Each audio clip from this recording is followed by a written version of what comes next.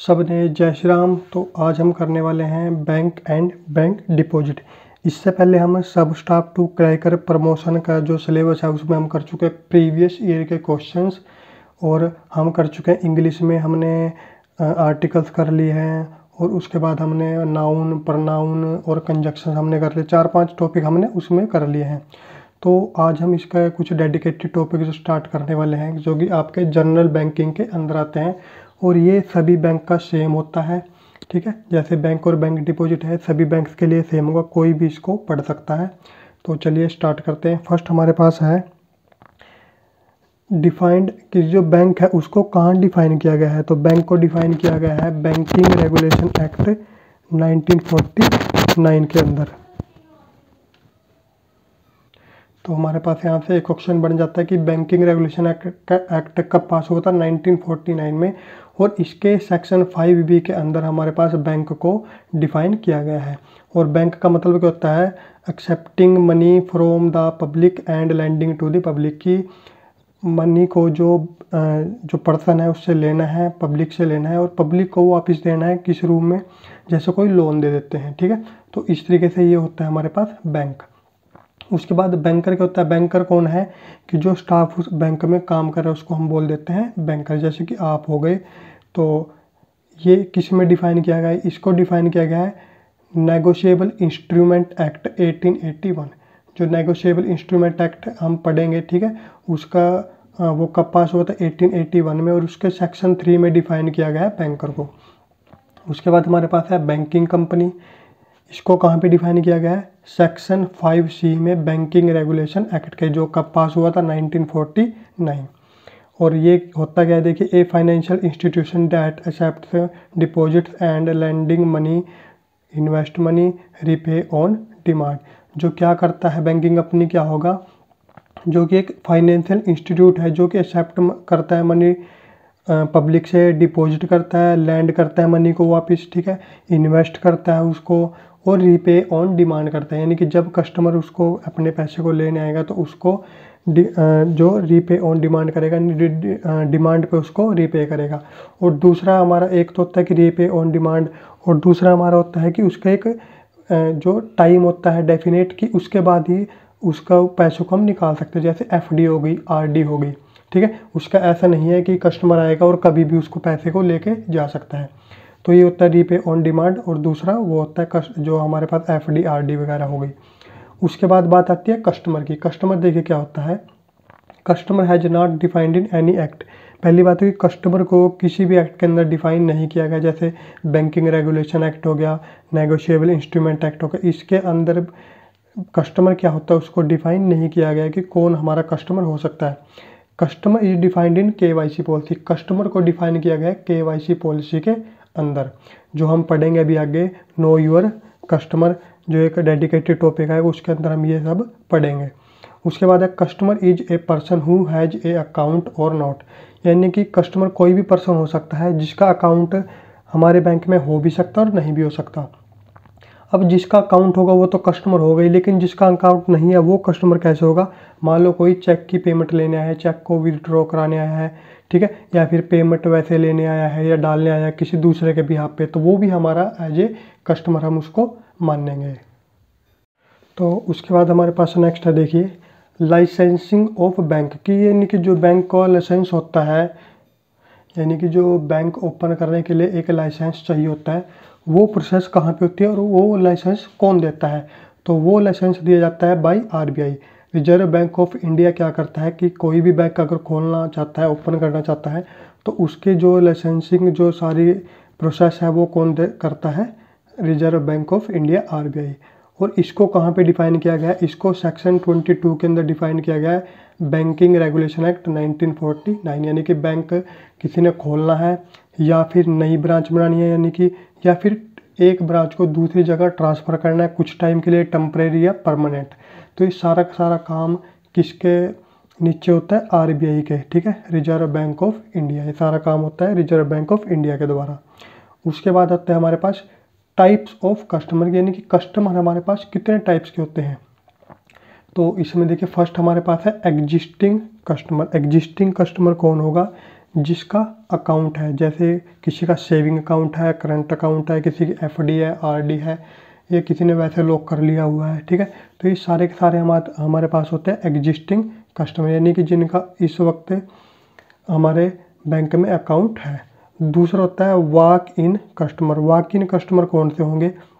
मान लो जो कि किसी की पेमेंट लेने है, किसी दूसरे के चेक की पेमेंट लेने है, कोई किसी कंपनी का एम्प्लॉय है, ठीक है, वो पेमेंट लेने आया है या डालने आया है, पेमेंट डिपॉजिट करने आया है, या कोई चेक लेके आया, तो वो होंगे वॉक इन कस्टमर, जो कि एक बार आए और चले गए, ठीक है। थर्ड हमारे पास होगा फॉर्मर कस्टमर। फॉर्मर कस्टमर कौन होगा? जो कस्टमर पहले थे बैंक के लेकिन अब नहीं है। मान लो किसी का अकाउंट पहले था लेकिन अब उसका अकाउंट क्लोज हो गया, या फिर उसकी पहले एफडी थी या कोई केसीसी लिमिट थी लेकिन अब वो बंद हो गई है, तो वो होंगे हमारे पास फॉर्मर कस्टमर, यानी कि पहले अकाउंट था अब अकाउंट नहीं है, वो होते हैं फॉर्मर कस्टमर। उसके बाद फोर्थ हमारे पास है पोटेंशियल कस्टमर या फिर प्रोस्पेक्टिव कस्टमर। ये क्या होते हैं? Who are going to be a customer, यानी कि जो कस्टमर बनने वाले हैं, अभी कस्टमर नहीं है वो, लेकिन वो कस्टमर बनने वाले हैं, वो होते हैं पोटेंशियल कस्टमर या फिर प्रोस्पेक्टिव कस्टमर, यानी कि जिनका अकाउंट खुलने वाला है। जैसे कोई बैंक में आता है और बोलता है कि मुझे अकाउंट खुलवाना है, तो आप उसको जो अकाउंट ओपनिंग फॉर्म है वो दे देते हो, वो उसको भरता है, वहीं पे भरता है या बाद में भरता है या अगले दिन भर के लेके आता है, या कोई डॉक्यूमेंट है वो लेके आता है, तो तब आपका वो कौन सा कस्टमर होगा? पोटेंशियल कस्टमर या फिर प्रोस्पेक्टिव कस्टमर, यानी कि जो कि आपका कस्टमर बनने वाला है आने वाले टाइम में। तो टाइप ऑफ कस्टमर हमने पढ़ लिया। अब हम पढ़ेंगे next type of deposits account, यानी कि जो अकाउंट हो, डिपॉजिट अकाउंट है, वो कितने टाइप्स के होते हैं। यहाँ पे सिर्फ डिपॉजिट अकाउंट की बात हो रही है। तो फर्स्ट हमारे पास होता है सेविंग अकाउंट, एक होता है हमारे पास टर्म डिपॉजिट जिसके अंदर एफडी आरडी आ जाता है, और एक हमारे पास होता है करंट अकाउंट। तो देखिए अब ये होता क्या क्या, इनमें फ़र्क क्या होता है। सेविंग अकाउंट सभी को पता है कि सेविंग अकाउंट क्या होता है, जो कि एक जनरल अकाउंट खोला जाता है वो ज़्यादातर सेविंग अकाउंट ही होता है, जो एक जनरल पब्लिक के लिए होता है। कोई भी अपना थोड़ा बहुत पैसा उसमें डालना चाहता है, कहीं से उसको पेमेंट चाहिए, ठीक है, या वो वैसे यूपीआई चलाता है, तो वो सभी क्या करते हैं, वो एक सेविंग अकाउंट ओपन करते हैं। जो जनधन खाते खुले थे, जीरो बैलेंस के खाते खुले थे, वो सभी कौन से थे? सेविंग अकाउंट, ठीक है। तो सेविंग अकाउंट में देखिए क्या क्या क्या होता है। फर्स्ट होता है हमारे पास इंटरेस्ट पेएबल, यानी जो सेविंग अकाउंट है उसके अंदर आपको इंटरेस्ट मिलता है, चाहे किसी के 1 रुपया है, 100 है, 1000 है, लाख रुपये कुछ भी है, तो उसके अंदर उसको इंटरेस्ट मिलेगा, इंटरेस्ट पेएबल होता है। सेकंड हमारे पास है जो इंटरेस्ट पेएबल होता है वो कब होता है? इन क्वार्टरली, यानी कि 3 महीना जो एक क्वार्टर होता है उसमें वो इंटरेस्ट मिलता है, ठीक है। और लेकिन कैलकुलेशन अगर बात करें तो कैलकुलेशन होती है डेली बेसिस पे। मान लो मिलना तो क्वार्टरली है, लेकिन आज आपके अकाउंट में मान लो 5000 रुपये है, तो 5000 का इंटरेस्ट आपको मिलेगा आज का, ठीक है। उसके बाद अगले दिन आपके अकाउंट में रह गया मान लो 100 रुपये, तो अगले दिन आपको मिलेगा सिर्फ 100 रुपये का। उसके बाद बाकी सारा महीने जो क्वार्टरली जो था उसमें आपके अकाउंट में मान लो रहता है 10,000, तो उन दिनों का आपको मिलेगा जो इंटरेस्ट 10,000 के हिसाब से मिलेगा। यानी कि जो कैलकुलेशन होती है वो डेली बेसिस पे होती है, और जितना भी इंटरेस्ट बनेगा वो आपको मिलेगा लास्ट में जाके क्वार्टरली 3 महीने के बाद। तो ये होता है इंटरेस्ट का। उसके बाद होता है restrictions on number of transaction. अब जो सेविंग अकाउंट है वो बिल्कुल फ्री होता है, ठीक है, लेकिन फ्री भी हो सकता है या फिर उसमें कुछ बैलेंस भी मेंटेन करना हो सकता है। जैसे जनधन खाते थे वो जीरो थे, फ्री जीरो बैलेंस वाले थे, लेकिन कई बार ऐसा भी होता है उनमें कुछ इनिशियल डिपॉजिट भी करना होता है, या 1000 का होता है, 2000 का होता है, इस तरीके के भी हो सकते हैं। ये हर एक बैंक के वेरी करते हैं, लेकिन जो प्राइवेट बैंक है उनके थोड़े ज़्यादा होते हैं चार्जेस, लेकिन जो उसमें फैसिलिटीज़ होती है। जब अब इसमें जैसे फर्स्ट है restrictions on number of transaction, यानी कि इनके अंदर जो ट्रांजैक्शन की जो रिस्ट्रिक्शंस होती है, यानी कि आप एक पर्टिकुलर ट्रांजैक्शन उसमें कर सकते हो, ऐसा नहीं है कि आप अनलिमिटेड उसमें ट्रांजैक्शन कर सकते हो, उसकी आपको उसमें पेनल्टी देनी पड़ सकती है। आप इसमें एकदम से बहुत ज़्यादा कैश नहीं डाल सकते, एकदम से बहुत ज़्यादा कैश नहीं निकलवा सकते। तो ये कुछ ड्रॉबैक होते हैं सेविंग अकाउंट के, और ये मैंने आपको बता दिया कि ये जीरो बैलेंस के भी हो सकते हैं और कुछ इनिशियल डिपॉजिट भी हो सकते हैं। उसके बाद सेकंड हमारे पास है टर्म डिपॉजिट। टर्म डिपॉजिट में हमारे पास आ गया एफडी और आरडी, ठीक है। एफडी होता है फिक्स्ड डिपॉजिट और आरडी हो गया रिकरिंग डिपॉजिट। फिक्स्ड डिपॉजिट में क्या होगा कि एक पर्टिकुलर अमाउंट हमने डाल दी, मान लो 10,000 हमने डाल दिया 1 साल के लिए, ठीक है, तो यानी कि वो 1 साल की क्या हो गई, एफडी हो गई। और आरडी में क्या होता है, रिकरिंग डिपॉजिट में, कि मान लो आपने 1000 रुपीज़ की आरडी ओपन कराई है, तो पहले महीने आपने उसमें 1000 रुपये डाल दिए, दूसरे महीने 1000 रुपये डाल लोगे आप, तीसरे महीने आप उसमें चाहे 5000 डाल दो, चौथे महीने में आप उसमें 10,000 भी डाल सकते हो, पाँचवें महीने में आप उसमें 1000 भी डाल सकते हो। यानी कि अगर आपने 1000 की आरडी ओपन करी है तो उसमें जो आप अमाउंट डालोगे वो 1000 तो आपको मिनिमम डालना ही है, लेकिन ज़्यादा कितना डाल सकते हो, वो डाल सकते हो आप 10 टाइम्स। यानी कि अगर 1000 की आरडी है तो उसमें आप 10,000 तक उसमें डाल सकते हो। 1000 की आरडी है, ठीक है, उससे 10 गुना यानी कि 10,000 तक उसमें आप पर मंथ डाल सकते हो, ठीक है। और जो एफडी और आरडी होती है इनका टाइम कितना होता है, तो ये होता है हमारे पास 7 डे टू 10 ईयर्स। कितना होता है, 7 डेज टू 10 ईयर्स, यानी कि कम से कम 7 दिन की एफडी आप ओपन करा सकते हो। और मैक्सिमम जो एफडी का टाइम होता है वो होता है 10 ईयर्स, ठीक है। और ये हर एक बैंक के साथ वेरी करता रहता है, और जो इसका इंटरेस्ट होता है वो भी वेरी करता रहता है। जितने कम टाइम के आप कराओगे उसका इंटरेस्ट उतना कम होगा, ज़्यादा टाइम के कराओगे तो उसका इंटरेस्ट आपको ज़्यादा मिलेगा। ये हर एक बैंक का वेरी करता रहता है। और दूसरा इसमें होता है कि लोन अगेंस्ट एफडी, अगर आपकी बैंक में एफडी है तो आप उसके ऊपर लोन भी ले सकते हो, क्योंकि जिस तरीके से आप कभी लोन लेते हो तो आपको क्या करना पड़ता है कि उसकी कोई सिक्योरिटी देनी पड़ती है बैंक को। लेकिन अगर आपके पास एफडी है बैंक में, तो यानी कि कुछ आपका अमाउंट उसमें डिपॉजिट है, तो उसके ऊपर आप लोन भी ले सकते हो। उसके बाद थर्ड था हमारे पास करंट अकाउंट। करंट अकाउंट में देखिए क्या होता है, नो इंटरेस्ट। करंट अकाउंट के अंदर कोई भी इंटरेस्ट नहीं होता, लेकिन इसे और बहुत सारी चीज़ें होती है। पहली बात तो कि करंट अकाउंट खोलता कौन है, तो ये ज़्यादातर किसके लिए होता है, ये होता है जो फर्म्स होती है, कंपनीज होती हैं, ये उनके लिए होता है, ठीक है। क्योंकि उनको करनी पड़ती है बहुत सारे ट्रांजैक्शन, दिन में 10 ट्रांजैक्शन हो सकते हैं, 20 भी हो सकते हैं, बहुत ज़्यादा ट्रांजैक्शन उनकी होती है, बहुत ज़्यादा अमाउंट होता है, ठीक है, लाख तक की भी हो जाता है, करोड़ों तक का भी अमाउंट हो सकता है उनके अकाउंट में, तो ये होता है उनके लिए। और सबसे पहली बात तो इनमें कि कोई भी इंटरेस्ट करंट अकाउंट के अंदर नहीं मिलता। इसमें और बहुत सारी जो फैसिलिटी मिलती है, जैसे कि सेविंग अकाउंट में आपके पास ट्रांजैक्शन के ऊपर रिस्ट्रिक्शंस थी, लेकिन इसमें कोई रिस्ट्रिक्शन नहीं होती।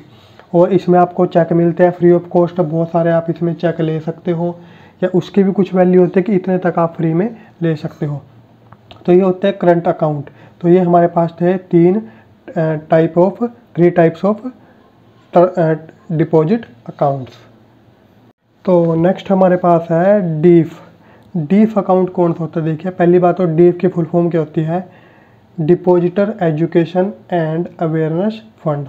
और ये जो आपका क्वेश्चन था ये प्रीवियस ईयर में भी आ चुका है, ठीक है। इसके फुल फॉर्म क्या होगी, depositor education and awareness fund. और देखिए डीफ अकाउंट, पहली बात तो कि कोई भी अकाउंट डीफ अकाउंट कब बन जाता है, तो देखिए डीफ अकाउंट कब बनेगा, कोई भी कस्टमर का अकाउंट है आपके बैंक में, तो अगर वो कस्टमर 10 साल तक 10 ईयर्स तक उसमें कोई भी ट्रांजैक्शन नहीं करता, कोई भी उसके अंदर लेन देन नहीं होता, तो वो अकाउंट किस में बन जाता है, वो अकाउंट बन जाता है डीफ अकाउंट। यानी कि उसको डीफ अकाउंट के अंदर टर्न कर देते हैं, उसमें उसको बदल देते हैं। और पहली बात कि अगर 2 साल तक कोई अकाउंट में ट्रांजैक्शन नहीं होती तो वो कौन सा अकाउंट बन जाता है, डीमैट अकाउंट। और अगर 10 साल तक नहीं होगी तो वो कौन सा अकाउंट बनेगा, डीफ अकाउंट। और ये जो पैसा होता है ये नहीं कि, और ये जो डीफ अकाउंट होते हैं किसके पास होता है, ये अकाउंट होता है आरबीआई के पास। ये जो अकाउंट होता है आरबीआई का अकाउंट होता है, यानी कि मान लो किसी अकाउंट में मान लो 10,000 रुपीज़ पड़े थे और 10 साल तक उसके अंदर कोई ट्रांजैक्शन नहीं हुई, तो वो डीफ अकाउंट बन जाएगा। और उसका पैसा कहाँ पे चला जाएगा, जो आरबीआई के डीफ अकाउंट में चला जाएगा। अब बात आती है कि अगर मान लो वो पर्सन दोबारा आ जाता है, वो कस्टमर जिसका वो अकाउंट था वो 10-11 साल बाद दोबारा आ जाता है अपने पैसे लेने, तब क्या होगा, तो उस केस में उसको बैंक को उसको पैसे देने होंगे, ठीक है। बैंक को उसको पैसे देने होंगे। ऐसा नहीं कह सकता बैंक कि आपका तो अकाउंट इनऑपरेटिव था तो वो डीफ अकाउंट हो गया और पैसा तो आरबीआई के पास चला गया, तो ऐसा कुछ नहीं है। बैंक को उसको पैसे देने होंगे, और वो पैसे कितने दिन में देने होंगे वो आप बताओगे कमेंट में।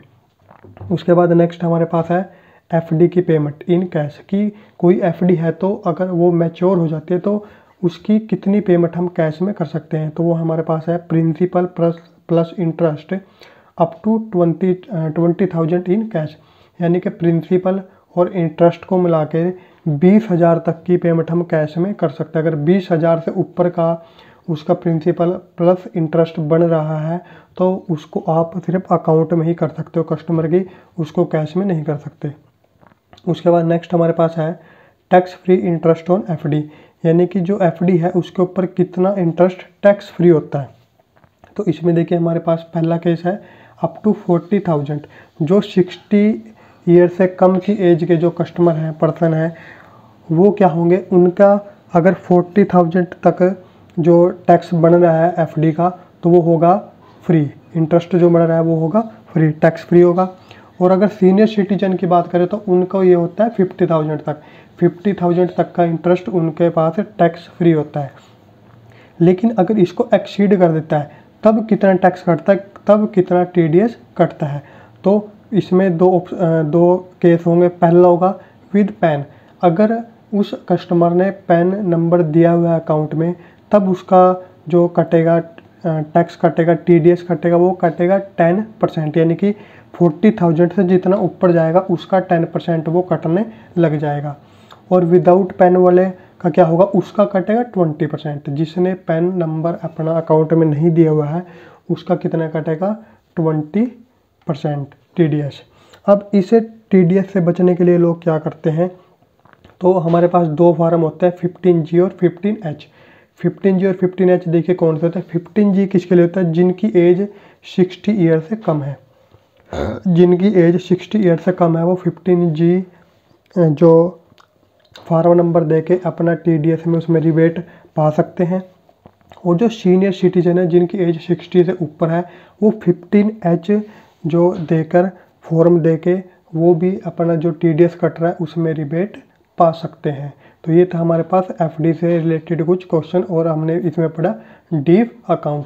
तो ये हमने आज 3-4 टॉपिक कर लिया। बैंक हमने कर लिया, टाइप ऑफ कस्टमर कर लिया हमने, बैंक डिपॉजिट कर लिया, ठीक है, और एफडी के बारे में हमने कुछ चीज़ें पढ़ ली।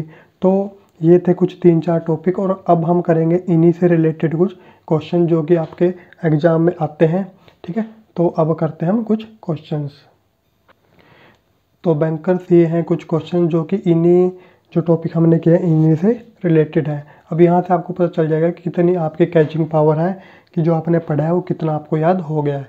तो फर्स्ट हमारे पास है, देखिए, निम्न में से किस अकाउंट में इंटरेस्ट नहीं मिलता। ये आपको मैंने अभी कराया है तो आपको पता है कि किस अकाउंट में इंटरेस्ट नहीं मिलता। इसका आंसर आप कमेंट बॉक्स में दोगे। उसके बाद सेकंड हमारे पास है payment of interest on FD और आरडी मैच्योरिंग ऑन संडे और हॉलीडे, कि यानी कि जो एफडी और आरडी है वो मैच्योर हो जाती है तो उसकी जो पेमेंट आप कब करोगे, यानी कि अगर उस दिन संडे या हॉलीडे हो जाता है तो कब करोगे, सेम डे करोगे, नेक्स्ट डे करोगे, प्रीवियस डे करोगे या ऑन डिमांड करोगे, ठीक है। तो इसका आंसर आपको बताना है कमेंट बॉक्स में। ऑन डिमांड का मैंने आपको मतलब बता दिया था कि जिस वक्त कस्टमर लेने आएगा आपको उसी वक्त देना होता है, ये होता है ऑन डिमांड। थर्ड हमारे पास है if there are no transaction in the account for period of 2 years account treated as dormant, ठीक है। डोरमेट अकाउंट का मैंने आपको बताया था कि अगर 2 साल तक कोई ट्रांजैक्शन नहीं होती तो वो अकाउंट डोरमेट बन जाता है। अब आपको बताना है कि जो डोरमेट अकाउंट बनता है वो सेविंग अकाउंट बनता है या करंट अकाउंट बनता है, ठीक है। यानी कि 2 अकाउंट हमारे पास है, सेविंग अकाउंट और करंट अकाउंट। इन दोनों में से कौन सा अकाउंट डोरमेट बनेगा, या फिर दोनों बनेगा या दोनों में से कोई नहीं, इसका आंसर भी आपको कमेंट में बताना है। उसके बाद नेक्स्ट हमारे पास फोर्थ, एक अकाउंट डोरमेट हो गया, क्या उस अकाउंट पर इंटरेस्ट रेगुलर बेसिस पर लगेगा या नहीं। यानी कि 2 साल तक अगर ट्रांजैक्शन नहीं हुआ है तो वो अकाउंट डोरमेट हो जाएगा। तो आपको बताना है कि क्या अब भी उसके ऊपर जो इंटरेस्ट मिलता रहेगा या नहीं मिलेगा, जो प्रिंसिपल जो उसके अंदर है, अमाउंट उसके अंदर है, उसके ऊपर जो इंटरेस्ट है वो रेगुलर बेसिस पे मिलेगा या नहीं मिलेगा, ये आपको कमेंट में बताना है। नेक्स्ट है हमारे पास interest on current account after the death of the account holder, यानी कि किसी का करंट अकाउंट है और उसकी डेथ हो जाती है उस अकाउंट होल्डर की, तो क्या उसके अंदर इंटरेस्ट मिलता है उस करंट अकाउंट के अंदर, ये भी आपको बताना है कमेंट में। उसके बाद 6 हमारे पास है penalty on FD payment before the date of maturity. ठीक है, यानी कि अगर कोई पर्सन जिसकी जो एफडी है और वो उसकी मैच्योर नहीं हुई है और वो उसकी पेमेंट लेना चाहता है पहले ही, तो आपको बताना है कि उसके ऊपर पेनल्टी कितनी लगती है। अब आपको ये तो पता है कि अगर 1 साल की एफडी और कोई पर्सन 8 महीने में पैसे लेने आ जाए उसके, तो आपको पता है कि 8 महीने का ही उसको इंटरेस्ट मिलेगा, 12 महीने का इंटरेस्ट उसको नहीं मिलेगा। अब बात आती है कि आपको बताना ये है कि उसके ऊपर पेनल्टी कितनी लगेगी।